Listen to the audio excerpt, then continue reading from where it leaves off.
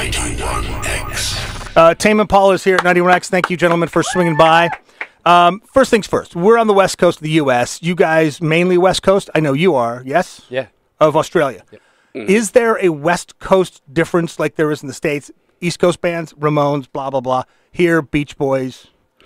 Is there a difference between coasts in Australia? Well, I think our city, Perth, is the only city on the west coast. Well, so it's San more just Diego's like the only Perth than city, everyone too. else. Hey? We're the only city, too, San Diego. We don't care about LA. I see, right. Yeah, but no, we're actually the only city. Yeah. So, but what is it about?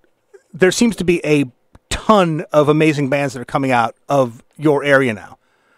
Mm-hmm. San Cisco, obviously you know the rest of them, but there's some really amazing stuff that's coming out now. What is it? Is it because it's that much further away than the rest of the population? I think there's always been amazing music coming from Perth, but I don't know, it just never got to, it never made it out, you know. It was always kind of contained. I think it's just... Who have we missed in the last... Scientists? Oh, yeah. The scientists made it out. Yeah. I mean, they're probably, actually, come to think of it, they're probably more well-known away than they are in Perth. But the Gutterville Splendor 6 as well. Silence. The Silence. Yeah, have you guys ever heard The Silence? You need to bring them over on tour. I think that's what you need to do. We do. We took them on tour once. They're kind of Lloyd's floating about Europe. Being Lloyd, he's like one of the most incredible songwriters I've ever. Big inspiration to me when I was like 15 and 16. Right. Yeah. So here's the question: which devil did you cut the deal with to write Going Backwards? Which devil was it? How did you do it? Because there's like two songs in the universe: "Serious Drugs" by the BMX Bandits, which you probably never heard. You ever heard that song? Nope. That song and Didn't Backwards. BMX Bandits is a sweet movie with Kylie Minogue in it. Well, there's a band that basically I'll play it for you later. Yeah. But they're perfect songs, and you don't find those that often. How did that song come to you? Somewhere between sleep deprivation and watering the garden. Really? Frantically trying to get the grass green because we were about to get kicked out of our house. Oh, yeah. Do you remember that? Yeah, and the landlord was upset, and if you didn't make the grass green... Yeah, she came around all cranky. Just, yelled at us. Like, just like, not even like nice. You're like, our shower pressure has been really bad for like I don't give a shower pressure. You make this grass green. Because but we were like, it's the middle of summer, and in the middle of summer is like middle of summer in LA or San Diego. It's like stinking hot, and everything's brown on the grass. And it was brown when we moved in. I remember that. She didn't even coming home after work, and Kevin standing out the front, watering the lawn. Like, what are you doing? He's like, oh, she came around again. I did this song though. Have a listen. So it was written while you're watering the grass, watering the lawn. I just remember stopping what I was doing and running inside to record it.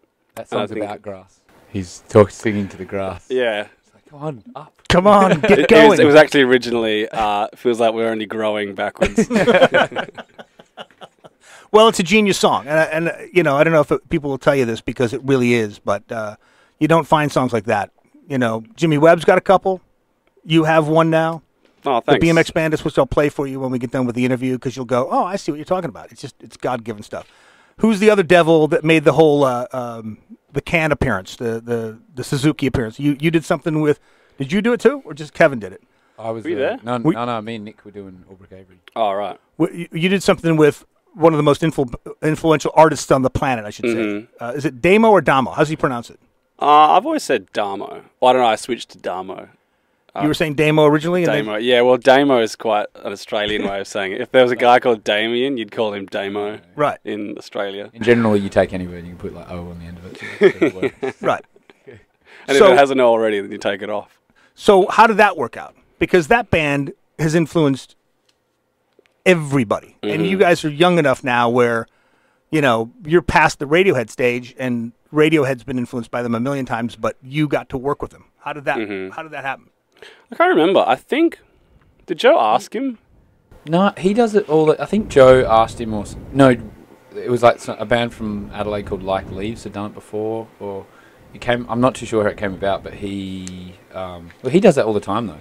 He is forever like nomadic. Like, and what he does, he goes, you pay for his flight to your city, and put him up for the week, and he'll play in a gig with you, and cook an amazing like 6-course meal for you, and stay at your house.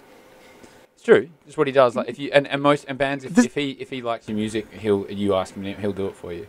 If there's like if there's bands that he digs and he likes the music, he comes and he stays at your house and like cooks you a meal, and you play a gig with him, and you're not allowed to rehearse. Like I think I wasn't there, but I remember Jamie saying like they'd been mucking around with some stuff, and they were like, "Oh, let's like go that thing we were doing yesterday." And he's like, "No, nothing that you did yesterday." Like he doesn't. So it really is the art of you have to do it live. Absolutely. What it is the art is that, and then whatever gets recorded ends up being the proof that you actually did it. Well, it's not a recording itself; it's just a live gig. So nobody recorded this? Oh yeah, see, we recorded it because like Joe Ryan records everything.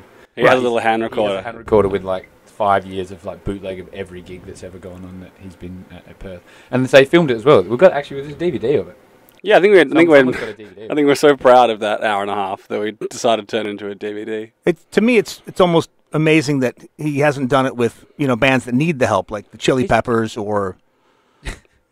You know what I'm saying? He's done it. He's done it with heaps of bands. It just like probably has done it with the Chili Peppers. No, he's done it. With no one heard about it. But he does it with heaps because of bands. He kept it under wraps because it sounded really good. They didn't want the Chili Peppers didn't want to release it. That is the new Chili Peppers album. I think it's actually produced by Damo Suzuki. That would be amazing. Now, how did you? Obviously, Can's influenced a lot of other bands, but was this something that you grew up on when you were kids? Because it doesn't seem. I mean, I can see why the influence is now, but when you were kids, was it going on?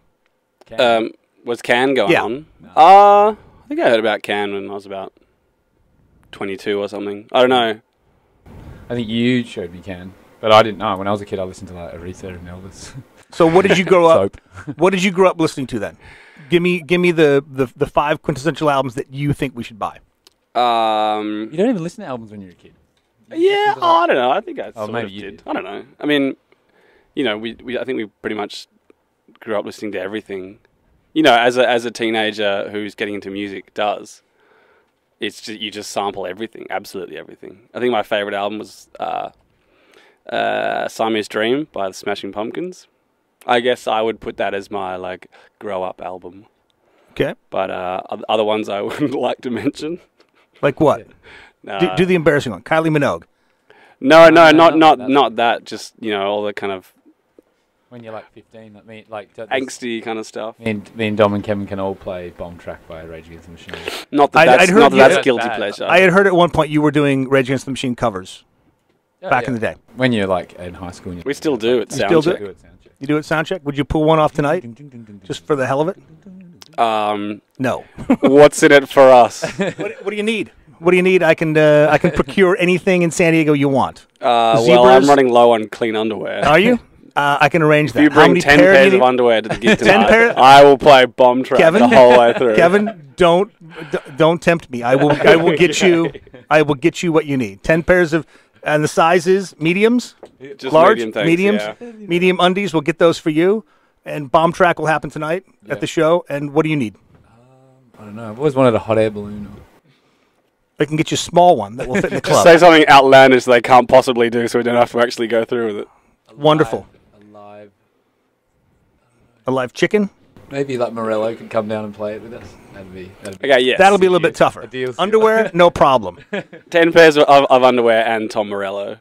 See, now you've changed the whole thing. Tame Impala, thank you very much for coming in. It is 91X tonight at the... it's sold out, so nobody can go unless you got tickets. Oh, too bad. Thank you very much for pointless promotion. No, don't get down unless you've got a ticket. Yeah, because if I keep saying where it is, somebody's going to show up and going, well, he told me about it on the radio, so I won't say that part. Thank you very much for coming in. It's 91X. Thanks a lot, dude. 91X.